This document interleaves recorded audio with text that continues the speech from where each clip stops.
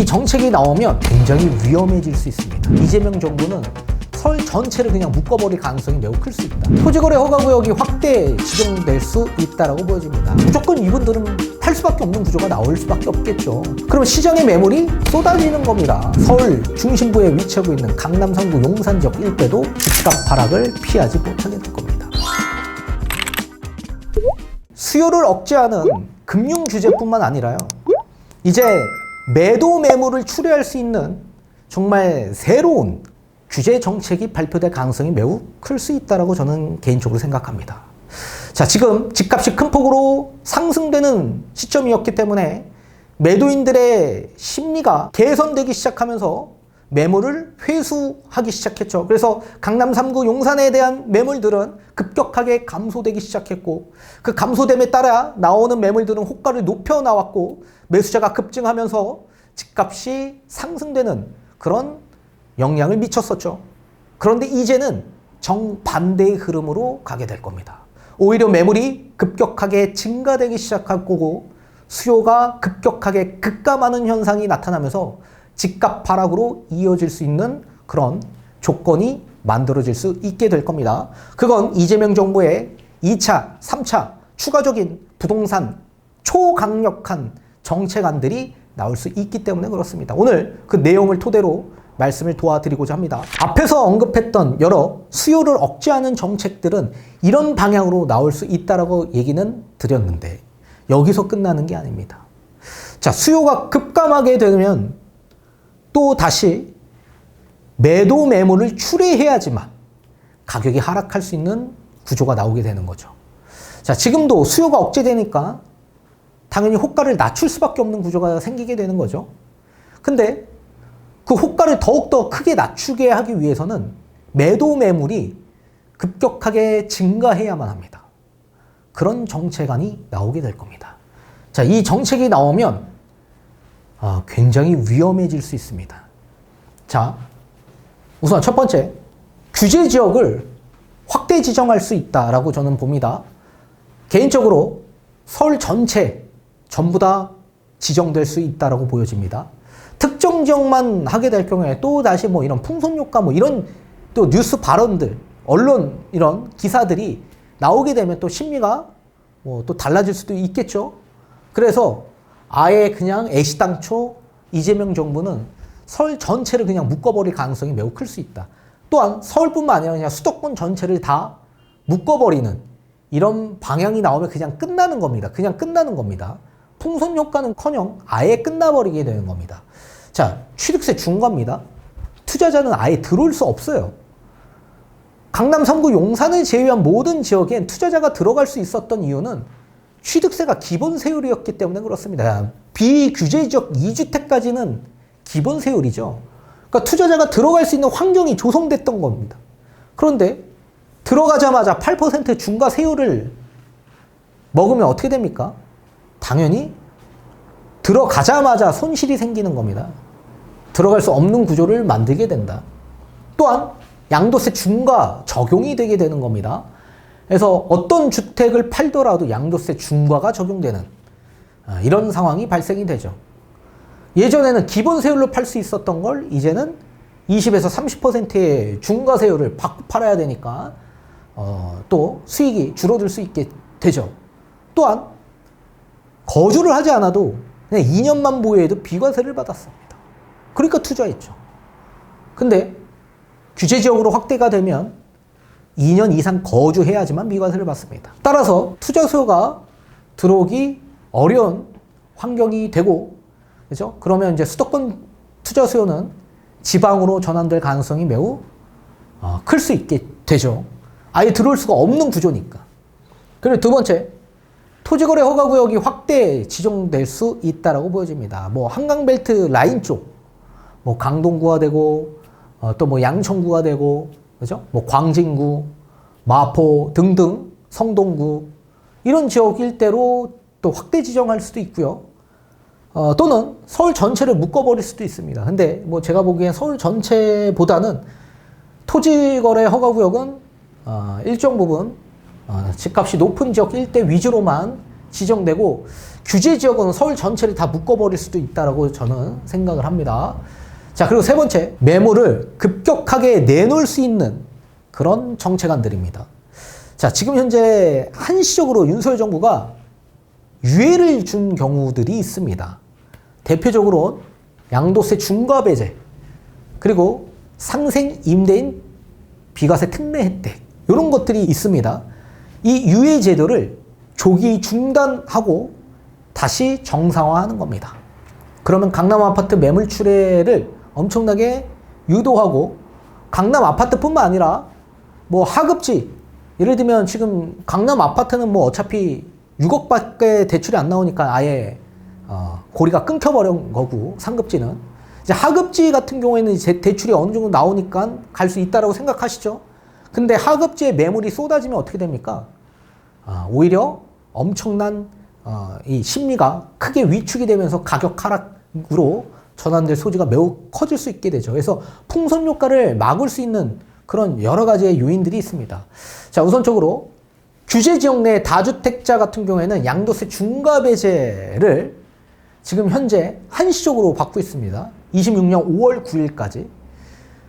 근데 이걸 조기 종료하는 대책을 발표하면 이제 매물이 나올 수 있게 되죠. 예를 들면 정책 발표 시점에서부터 6개월 이내에 매도해야지만 양도세 중과 배제 혜택을 주겠다. 양도세 중과하지 않고 기본세율로 양도할 수 있게끔 하겠다. 그러면 매물을 내놓겠죠. 다만, 자, 예를 들면 강남 1주택, 강북 아파트 한 채, 그래서 총 2주택이 있다라고 가정을 한번 해봅시다. 이런 상태에서 만약에 이분이 양도세 중과 배제를 받으려면 강남 아파트를 팔겠습니까? 당연히 하급지인 저 강북 아파트를 팔겠죠. 근데 강북 아파트는 비규제 지역입니다. 그럼 애시당초 양도세 중과 적용이 되지 않는 지역이기 때문에 기본세율로 팔 수 있어요. 따라서 이 정책이 발표되기 이전에 서울 전체를 규제 지역으로 확대시켜버리면, 그리고 이 정책이 나오게 되면, 조기 종료 정책이 나오게 되면 저 강북에 있는 비규제도 규제 지역으로 바뀌기 때문에 양도세 중과를 받아야만 합니다. 따라서 정책 발표 시점에서부터 6개월 이내에 팔아야지만 양도세 중과 없이 기본세율로 팔 수 있게끔 한다면 저 강북에 있는 아파트를 팔아야 되는 그런 상황으로 가게 되게 되는 거죠. 따라서 풍선 효과를 아예 억제시켜버리기 위해서는 이런 정책안이 나와야 한다. 근데 이런 정책을 또 뭐 생각할 수도 있고 생각 못 하실 수도 있겠지만 저는 개인적으로 이런 정책이 나올 수 있다라고 보여집니다. 이거는 중과하는 게 아닙니다. 한시적으로 완화해 준 겁니다. 한시적으로. 그 완화해 줬던 이유가 뭐였습니까? 집값이 큰 폭으로 하락했기 때문에 양도세 중과를 하게 될 경우에 또 법제도와 맞지 않는 실정이죠. 그래서 양도세 중과 배제를 완화해 준 겁니다. 한시적으로 1년간 계속 연장을 해왔었던 거죠. 원래 법으로는 양도세 중과 배제 없습니다. 한시적인 겁니다. 이거 다시 정상화하면 뭡니까? 양도세 중과인 거죠. 그래서 손 안 대고 코를 푸는 그런 정책안들이 계속 나오게 될 수 있는 거죠. 또한 상생 임대인 혜택, 비과세 특례 혜택이 있습니다. 예를 들면 우리가 비과세를 받으려면 규제 지역에서는 2년 이상 거주를 해야지만 비과세를 받을 수 있습니다. 그런데 2년 거주하지 않고 보유만 해도 비과세를 받을 수 있는데, 다만 전제 조건은 21년 12월 20일부터 26년 12월 31일까지 임대차 계약을 재연장하게 될 경우 또는 재계약하게 될 경우, 그럴 경우에는 혜택을 거주하지 않아도 비과세 받을 수 있게끔 특례로 혜택을 주겠다. 이런 취지입니다. 이런 취지. 원래는 비과세를 받을 수가 없죠. 거주를 안 하면. 법적으로. 근데 특례 혜택을 준 겁니다. 근데 그 특례 혜택을 왜 줬냐면 이 법이 21년 12월 10일 날 시행이 되었습니다. 임대차 3법이 나왔던 2020년 6월 30일 이후에 전세 가격이 정말 매매처럼 큰 폭으로 폭등했던 상황이었기 때문에 21년 12월 20일 날 법을 개정한 겁니다.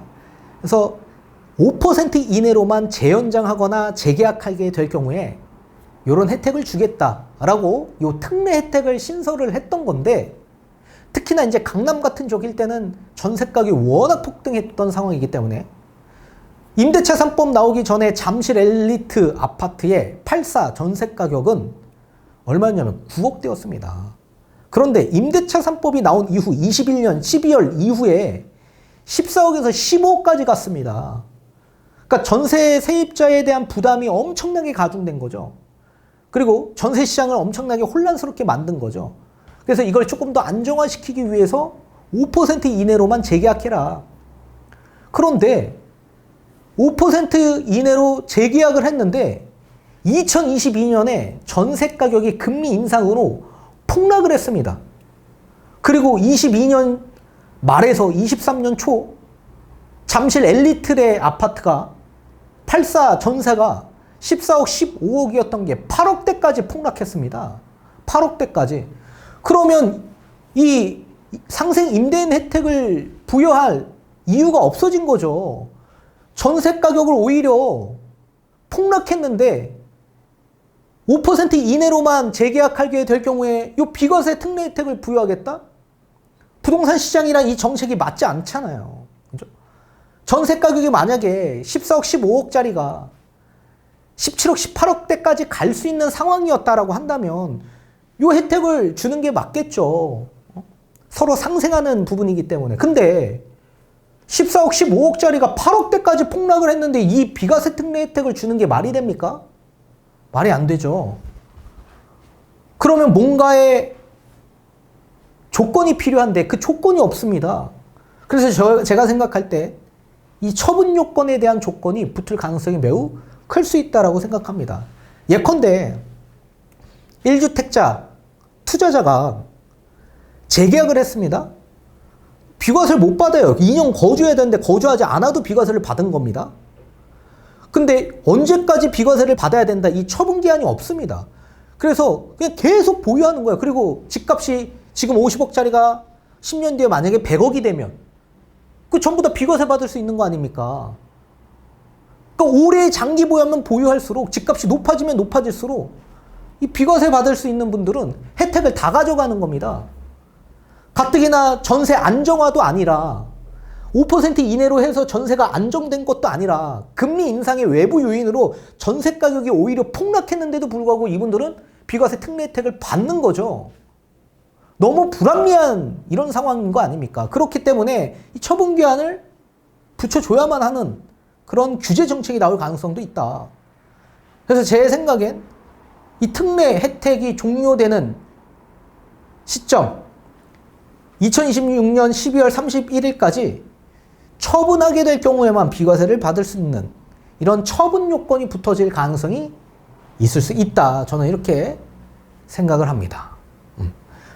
그리고 만약에 미처분을 하게 될 경우에는 비과세 미적용, 과세하는, 원래 비과세를 받을 수 없는 분들이고 이분들이 5% 이내로 했다고 해서 전세 가격이 안정화된 게 아니라 금리 인상의 외부 요인으로 폭락했기 때문에 특례 혜택을 받을 이유가 없죠.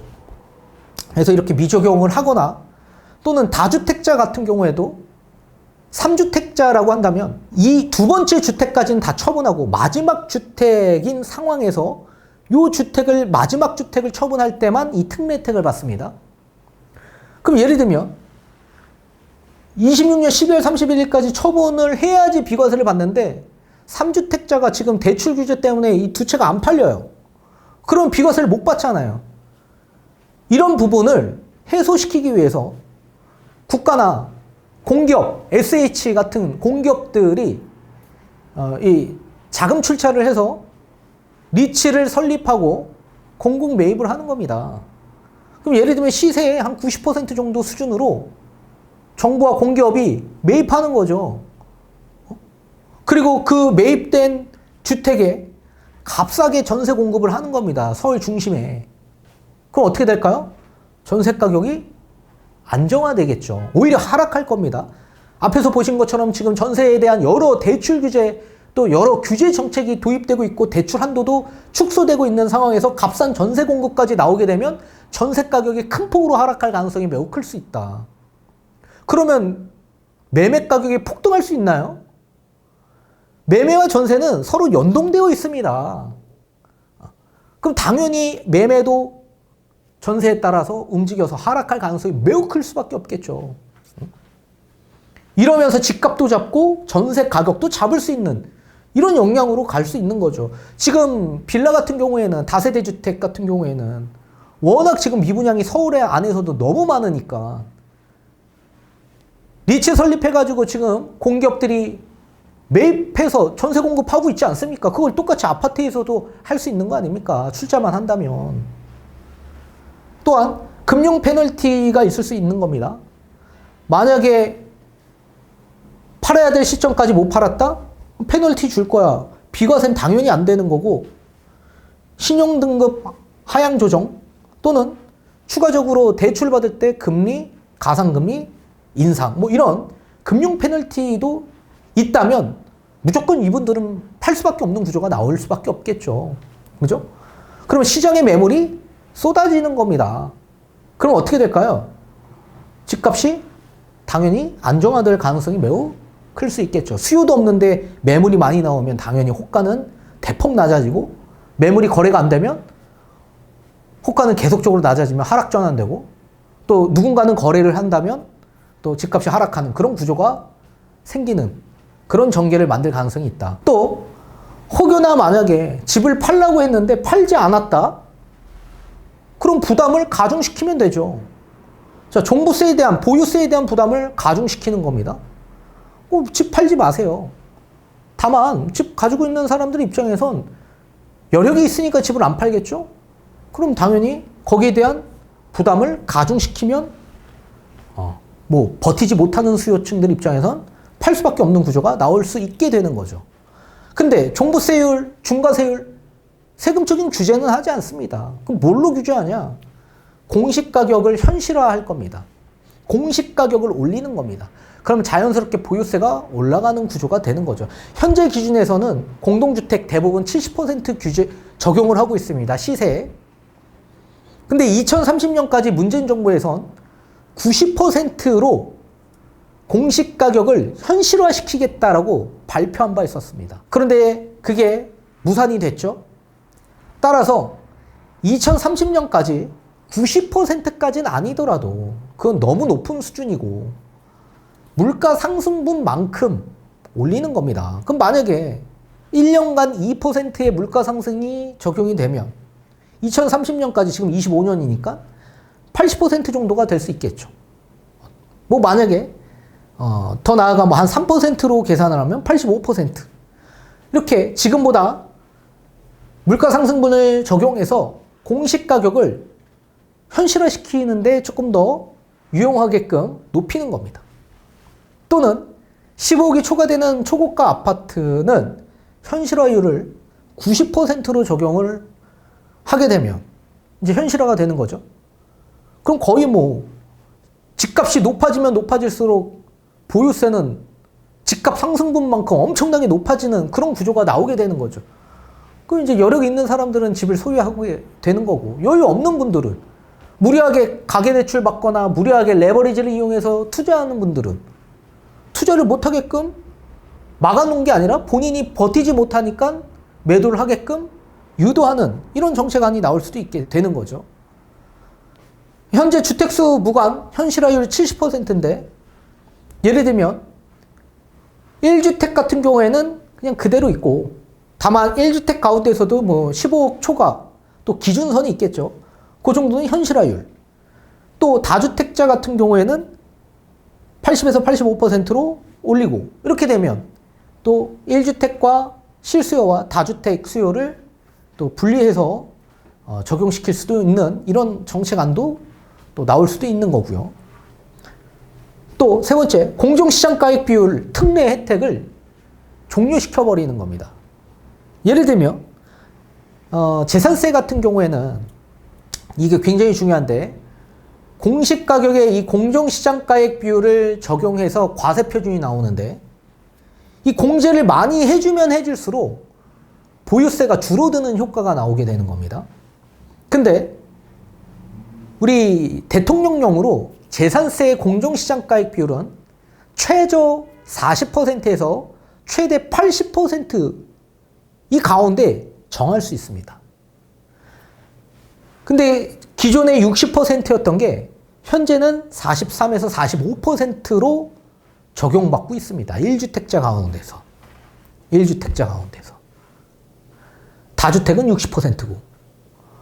그럼 예를 들면 6억 원이 초과되는 경우에도 고가 아파트도 전부 다 45% 적용을 받고 있거든요. 고가 아파트에 지금 집값도 높아서 집값 상승분이 커져서 자산 증식이 된 사람들한테 이 공제를 해줘야 되는 게 맞는 거냐 이런 또 얘기들이 계속 나오고 있죠. 똑같이 동일하게 맞추는 겁니다. 1주택자도 60%로. 그리고 종부세도 대통령령으로 최저 60에서 100%로 적용할 수 있었습니다. 문재인 정부에서는 95%까지 적용을 했었었죠. 근데 80%로 낮춘 상황에서 60%로 윤석열 정부에서 대폭 낮추기 시작합니다. 그럼 이거를 다시 원상태로 복구해야죠. 그럼 뭐 95%로 가겠지만 그렇게 되면 너무 높으니까 적정 수준인 80%, 재산세도 너무 80%까지는 높으니까 적정 수준 60%, 이 정도로 대통령령으로 다시 정하는 겁니다. 이렇게 되면 이제 보유세가 엄청나게 대폭 늘어날 수 있는 구조가 생기게 되는 거죠. 감내할 수 있는 사람들은 그냥 보유하셔라. 이재명 정부에서 나온 키워드도 그거 아닙니까? 자본금이 있는 사람들은 집값이 얼만큼이 되든 간에 본인이 능력이 있는 사람들은 사도 뭐라 하지 않겠다. 규제하지 않겠다. 다만 보유하는데 부담이 없는 분들한테는 보유해도 관여하지 않겠다. 그러니까 이제 세금을 증가시키는 게 아니라 규제로서 원래로 다시 정상화시키는 거죠.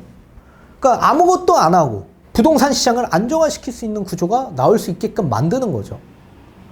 또 15억이 초과되는 아파트에 대한 종부세에 대한 세액공제를 축소시킬 수도 있습니다. 지금은 고령자 공제, 그러니까 70세 이상 넘어가거나 또는 장기보유공제 15년 이상 보유하게 될 경우 그러니까 최대 합산이 80%까지 세액공제를 받습니다. 굉장히 큰 공제인 거죠. 이거를 어떻게 해요?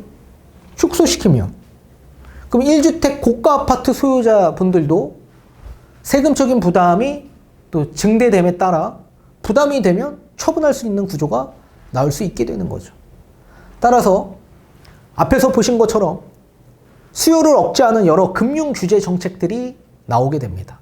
그러면 수요의 심리가 대폭 위축되고 시장을 관망하는 것이 아니라 지금은 사다리가 아예 끊겨져 있는 상태이기 때문에 아예 포기하게 되는 수요가 증가될 겁니다. 그런데 매도인들 입장에서는 지금 호가를 내리고 있는 추세인데 아직도 높여서 유지하고 있는 수요층들이 있죠. 이분들은 당연히 급하지 않는 분들이 될 수 있을 겁니다. 그런 물건들을 급하게 만들면 되는 겁니다. 그래서 급하게 어떻게 만드냐? 세제를 정상화시켜서 매도 매물을 확대시킬 수 있는 구조로 만들게 되면 되는 겁니다. 따라서 앞에서 얘기한 것처럼 규제 정책, 규제 지역 일대를 확대 지정해서 투자자가 못 들어오게끔 아예 만들어 놓고 토제도 확대 지정해버리고 또 한시적으로 유예제도를 줬던 양도세 중과 이 부분도 규제 지역이 지정된 이후에 요 조기 종료를 해버리게 되면 비규제 지역이 규제 지역으로 바뀌기 때문에 양도세 중과 적용이 됩니다. 따라서 이 시점에까지 매물을 출회할 수 있도록 만들어 놓는 정책, 그리고 상생 임대인 비과세 특례 혜택, 이것도 마찬가지 처분 기한이 없습니다. 따라서 거기에 따른 처분 요건을 도입하고 요건에 맞지 않으면 비과세를 미적용시키는, 이분들은 혜택을 받을 수 있는 요인이 없죠. 전세 가격 폭등에 따라서 혜택을 받았던 상황인데 이 정책이 수립된 이후 21년 12월 20일 이후부터는 오히려 금리 인상에 따른 전세가 폭락이 나왔던 시점이었기 때문에 너무 과도하게 세제 혜택을 줬던 강남 3구와 용산의 비과세 특례 혜택에 뭔가의 기준선, 조건을 만들어야만 합니다. 그래서 그런 조건들은 이 처분기한을 도입하거나 또 처분하지 못하는 이 다주택자 분들은 이제 정부와 공기업이 리츠를 설립해서 공공매입해서 오히려 값싸게 서울 중심의 좋은 지역 일대의 전세를 싸게 저렴하게 공급하는 그런 방안으로서 전세가도 안정화 하락시키고 또 가격도 하락시키는, 전세가 하락은 매매가 하락을 유도하기 때문에 그런 이제 구조로 가게 되고, 팔지 못하는 수요층들은 이제 공시가격 현실화율 또 공정시장가액 비율을 다시 원상태로 적용시키고 또 고령자 공제, 세액 공제, 이 세액 공제를 또 축소하는 이런 방안으로 가면서 이제 보유하는 분들에게도 부담을 가중시켜서 매도를 출회할 수 있게끔 만드는 이런 정책안들이 함께 도입이 된다면 지금 서울 중심부에 위치하고 있는 강남 3구 용산 지역 일대도 집값 하락을 피하지 못하게 될 겁니다. 자, 다음 시간엔 공급 방안 대책 어떤 것들이 나올 수 있는지 설명을 드려보는 시간을 가져보도록 하겠습니다.